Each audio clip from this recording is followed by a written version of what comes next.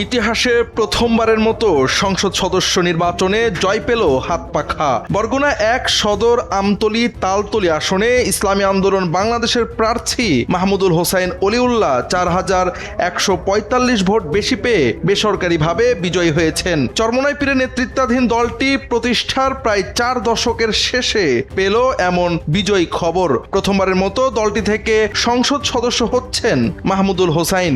বরগুনা ১ আসনের বিএনপি মনোনীত প্রার্থীকে হারিয়ে বিজয়ী হয়েছেন তিনি। মোট ভোট পেয়েছেন ১,৪০,২৯১টি। RICL TMX, যুগের পর যুগ স্থাপনা থাকে মজবুত।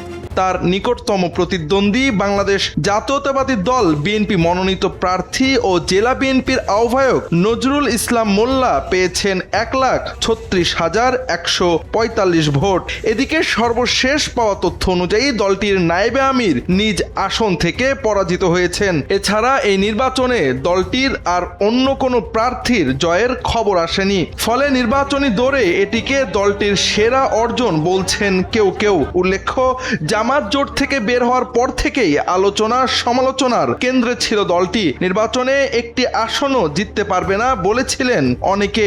তবে ভোটের মাঠে বেশ কিছু আসনে উল্লেখযোগ্য ভোট পেয়েছে ইসলামী আন্দোলন বাংলাদেশ।